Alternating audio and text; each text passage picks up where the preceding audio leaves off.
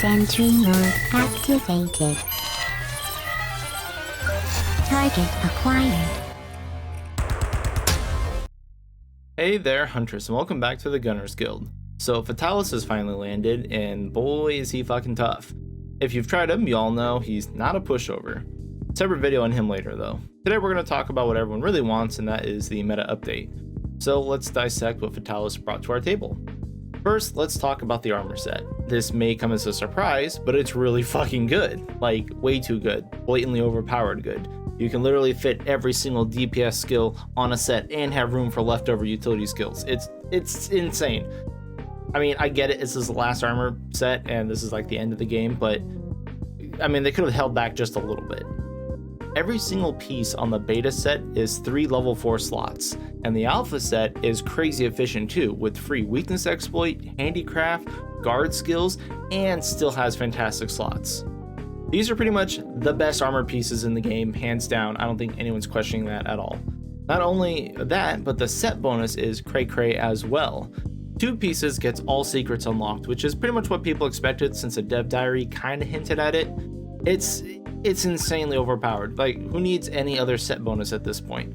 Now you have access to Agitator 7, Max Might 5, Artillery 5, Slugger 5, Divine 5, fucking Tool Assist 5, who knows? And so on and so on.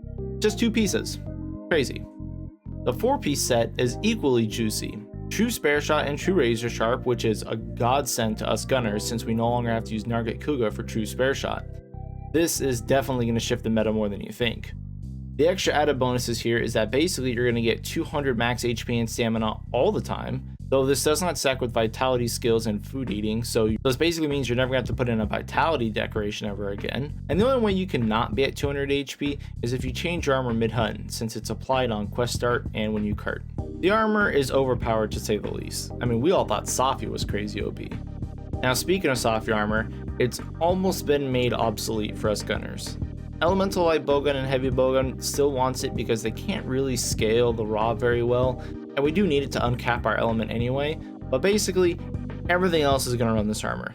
So let's start with bow. By now everyone knows how to make bow sets. You run True Crit Element or Kiara with Crit Ellie and Safi armor.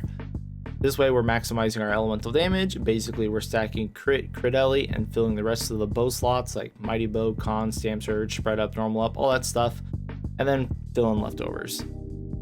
Well, now we're going to shake things up, and by that I mean we're going to throw away all our old bow sets. Yeah, pretty much all of them, even the ones I had planned for the USJ armor that we got the sneak peeks at a while back. Don't need it, toss it, get rid of them, who cares. Fatalis armor is where it's at. Since we aren't using Safi anymore, we will lose a fair amount of element, but that doesn't really matter since we can fit in basically every skill now. With unlocked Agitator, we're going to be taking that for a fat chunk of raw and crit. We're taking both normal up 2 and spread up 2 now, which is helping us make up for that loss of element. And since we're running the Kiara bows, we're still going to have crit element. There's room here to fit the shaver decoration if you want to swap that out for normal up. This will allow bows to tenderize in 1 hit instead of 2. Bows never really had a problem with tenderizing, and now that they last 3 minutes instead of 90 seconds, we have an even bigger opening to get in those claw hits. However, there may be some cases where we only want to apply 1 claw attack to get the tenderize. You know, it's whatevs. It's not a big game changer either way, just trading out your normal up for shaver. If you want to do it in 1 hit, you're not going to really lose damage either way. So with these changes, we're going to be hitting just a hair bit less on some monsters that have huge elemental hit zones, like Kieran for example. Against Kieran's head when tenderized and enraged, our old meta firebow hits for about 526 on a full crit power shot. Our new fatty set is going to hit for about 516, 10 less. I think it's maybe even 512. It's like 10 to 12 damage less. It's like 2 to 3 damage per arrow. And that's on monsters with a 25 fire hit zone on the face. Now monsters with less prominent elemental hit zones will skew the damage in favor of the Fatalis setups even more. Now of course you're wondering, why is this the new meta if it deals less damage than before? Well, it's because of the utility. The Fatalis armor has a few things that really help pull it through. First is the slots. With those we can fit in Constitution 3 and Stam Surge 3. With Con 3 and eating for Black Belt, we're just about to hit the stamina cap anyway, so we no longer need to drink dash juices in our hunts. That's great, we're going to save us time in our hunts and save us items. The second is that with all these slots, we can run in the random utility skills like evade window, light res, evade extender, whatever we need to fine tune our setup versus a monster, which is exactly what bow needed because it didn't really have any wiggle room in its sets before. Next is that the Fatalis armor grants us 200 stamina, which is fantastic for bow, basically like having stamina cap up for free as well. And bow loves its stamina. So with this, we'll be doing more damage by extending our dash dancing combos. And finally, we get true spare shot, which we've never really had for bows. It's still a 30% chance to not consume a coating when we shoot. And this should get us an average about 20 to 30 more power coatings in a hunt, and extra utility codes like para and sleep codes. This is going to be great for a lot of hunts that ended up using all of our power coats and then we're forced to swap the close range coats. We're basically going to be able to prolong our power a lot further now. So yeah, that's kind of what's up with bow. Basically, all the bow sets are going to be running about the same set. We're going to be running Kiara bows, but since some Kiara bows have slots and others do not, there are some minor alterations here and there. We're going to be using basically 4 pieces of Fatalis armor and 1 other piece to complement the set. For the most of the time, I just went with the 18 Nami head because all that fat stamina surge. Now, I also had tried making bow sets with Safi bows and using Safi to give Volcana bonus to the bow, so we can run 4-piece Fatalis and then crit Ellie off the 2-piece Volcana bonus on top of the Safi bows, but even that ended up being inferior to our Kiara bows, sadly.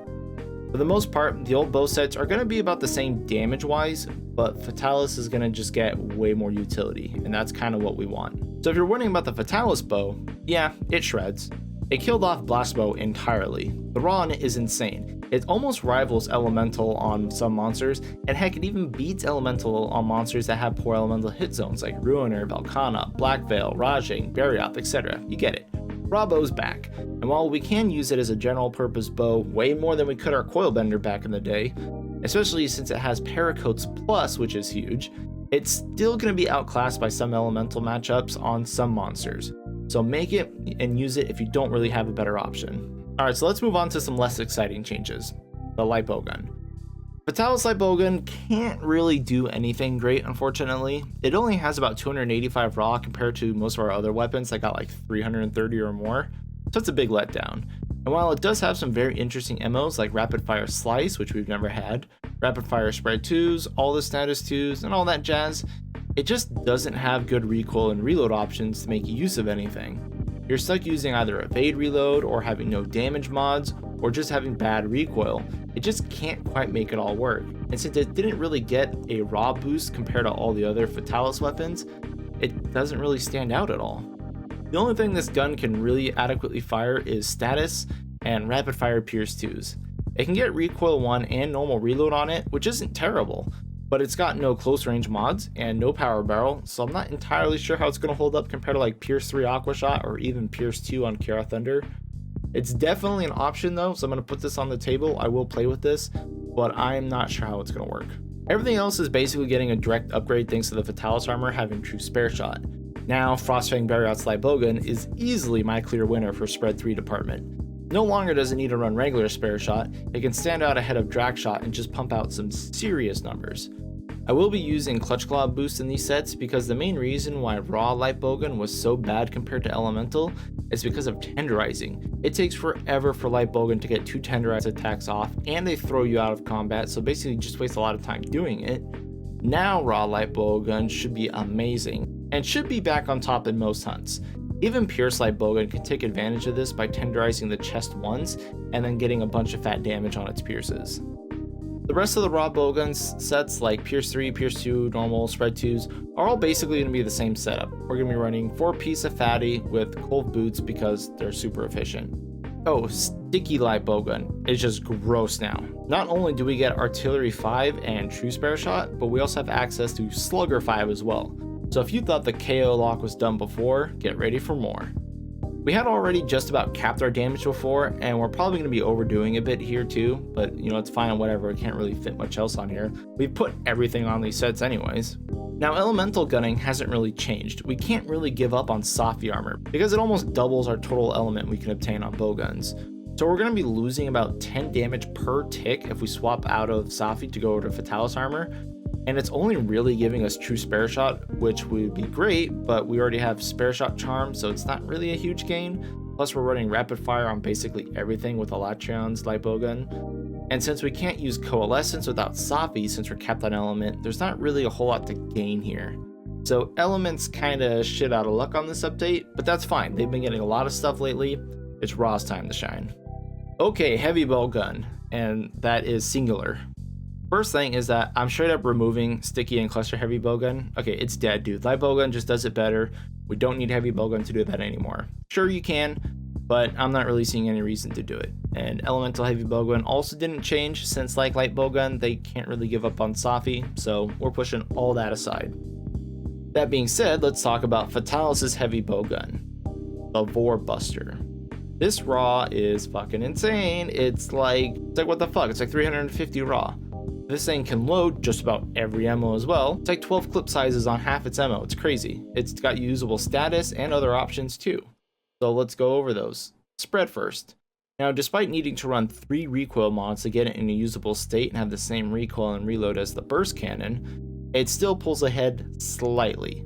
I'm hitting the same as burst cannon on most targets, maybe one less here or there depending on rounding, but Vor Burst has a clip size of 10 with its spread 3 over burst cannon's 8, which is just bueno. And that's basically the only difference. So yeah, new spread heavy bowgun it is. So yeah, basically it's a new spread heavy bowgun. It's not really going to give us any more damage, but we get 2 more rounds in the chamber, so I mean, I'm taking it. For Pierce 3, same boat. You can run the same setup as Snipe Cannon essentially, but due to its obscene raw, it can just hit just a few more damage per tick. Even though Snipe Cannon can run 3 long range mods while Vor Burst Cannon can only run 1 at most, the extra raw of this bowgun is enough to topple Snipe Cannon. Not much, mind you. I'm talking like, again, 1 maybe 2 damage at most per tick. However, with the added status emos, the extra level 4 slot on the bowgun for set making, the larger clip size, and the ability to run fast reload if it wants, Vor Burst Cannon edges out Snipe Cannon just enough. And for normals, well, we didn't really have a great option before. The Fierce Rajang heavy bowgun was okay, but Vor's still gonna win it here too. It does about the same damage yet again, but has a larger mag size, better utility ammo. There's not really a reason to use Jangs anymore, and I mean, there's not really much of a reason to use normals at all. But if you want to, I mean, you're still running this heavy bowgun. Now, with all of that being said about this thing, it seems like it's just the new OP heavy bowgun, and yeah, that it's true, but it does have flaws. The main thing is that since it has to use all its mods to run recoil and reload to offset its emos, this thing cannot run shield mods at all. It requires way too many other mods to support its ammo. So if you want to run shield setups, you're still going to be running the Safi bowguns. And remember, the Safi bowguns are going to be doing the same damage anyway. Basically, all you're losing out is 2 extra rounds in a clip and some status ammo. So yeah, it's not a huge trade. You'd still use both either way. So there's basically your roundup, and what had changed, what's the new go-to for gunning? Basically, it's all Fatalis. So if you didn't get your runs in, don't worry, dude. He's really hard. I mean, he's easily the hardest monster in the game, leagues above Alatreon. But you do need to get him done. Grab your friends, grab your beer, sit down, tackle it. A lot of people have taken hours to get past even the special assignment, myself included. It took me like 5 hours before I got my first clear. I basically rage quit the stream and then just did it off stream, and then did a couple co-op runs and stuff. You don't need to cheat, you don't need to hide damage numbers, you don't need to prove anything to anyone. Trust me, everyone knows it's hard. If you get them done, great, good on you. This is the last big content drop anyway, so there's no real rush. There's only one thing left in your way, and that's Fatalis. Good luck out there, hunters. Thank you for watching.